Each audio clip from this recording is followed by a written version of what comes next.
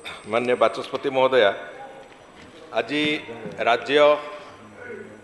एक द्रुत प्रगति और विकासर रास्तार चलवा आरंभ करिछि। आम आगे जोड़े लक्ष्य गोटे हूँ विकसित ओडिशा एवं विकसित भारतवर्ष। विकसित ओडिशा पई 2036 सुधा आमे 500 बिलियन डॉलर एक विराट अर्थनीतिर योजना धरिकी चलीचे एवं समान भाव में 2047 सुधा आमे 1500 बिलियन डॉलर एक विशाल अर्थनीति रे पहुँचवा बोली से आधार करके आमे चलवा आरंभ करिचे। गोटे राज्य किंबा देश जितेबाला अर्थनैतिक पावर हाउस रे परिणत होबाकू तार यात्रा आरंभ करे सेतेबेले वास्तव रे आपणकर राज्यर जोगाजोग व्यवस्था एवं संपूर्ण लॉजिस्टिक सिस्टम को ताकू क्षमता संपन्न करवा ताकू सशक्त करवा यार यथेष्ट आवश्यकता पड़ी थाए एवं विशेष करिकी ताकू आखि आगे रखिकी आमे जो कथा अच्छी जो भली भाव जे रास्ता सहित रास्ता निर्माण सहित गोटे अंचलर गोटे राज्यर गोटे देशर विकास संपूर्ण रूपे जोड़ी होगी थाए गोटे अनुपातिक हार थाए से दृष्टिकोण देखा गले ओडिशा प्रदेश रे तार आवश्यकता अनुभव करी होउची। तेणुक से दृष्टिकोण जो कथा पूर्वतन प्रधानमंत्री स्वर्गत अटल बिहारी वाजपेयी जो स्वर्ण चतुर्भुजर योजना आरंभ करते सी योजना आज ये देश को देशर अर्थनीति को बढ़ेबार एक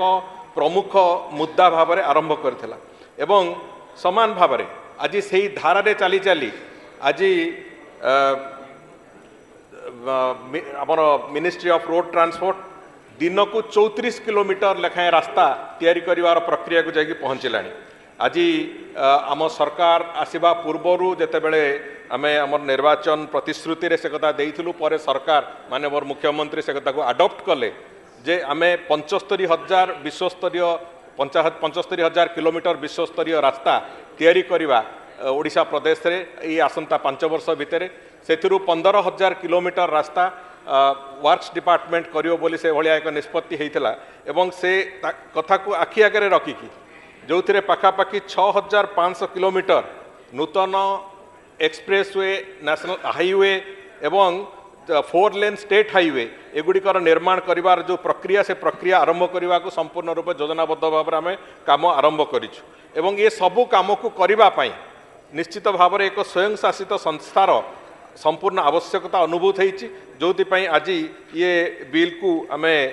गृहर अनुमोदन पई उपस्थापित करेछु। आज मु आउ गोटे तथ्य खाली आपण आगे रखी जो कथा गृहर अवगति निमंते आम राज्यर जो रास्तार नेटवर्क अच्छी रास्तार नेटवर्क जो स्थिति अच्छी विभिन्न राज्य मानकर तुलनात्मक भाव में देखा से आमे आमर स्थान से 8म स्थान अच्छी नेशनल एवरेज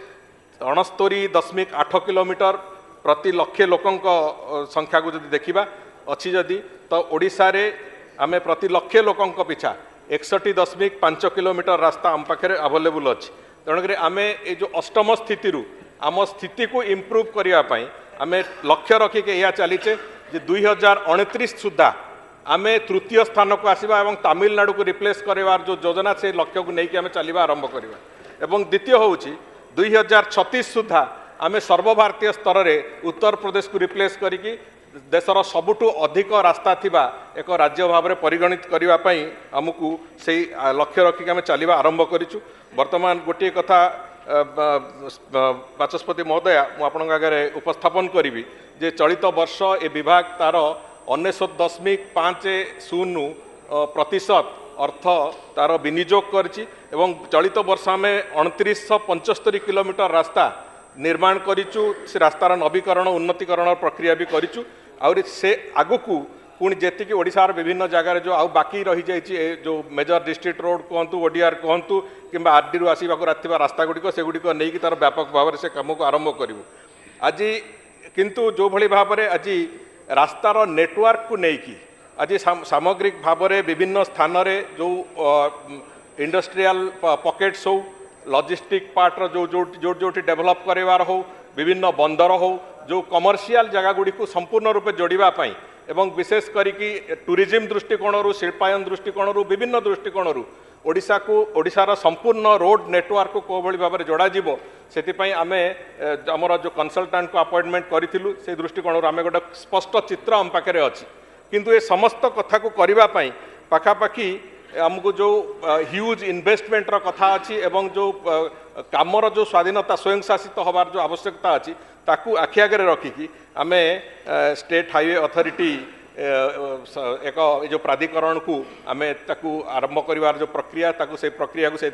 विधानसभा अनुमोदन एटी आमे आनीचु मु भाबुची एथिरे अंतत अनेक गुड़िए कथा जो जमी डिसीजन मेकिंग प्रोसेस ठू आरंभ करी फंडिंग पैटर्न ठू आरंभ करी अनेक गुड़िए कथा अच्छी जो कथा को आधार करी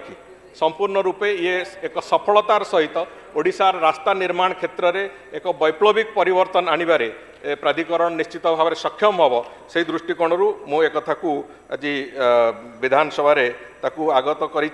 भावुची आम समस्त जेहेतु एक अत्यंत प्रोग्रेसिव बिल ये आपको मु भावुची दल मत निर्विशेष रे मोर अनुरोध भी समस्ते एक स्वर समर्थन करवा एवं ओडिशार विकास रे आम समस्ते सहभागी हवा।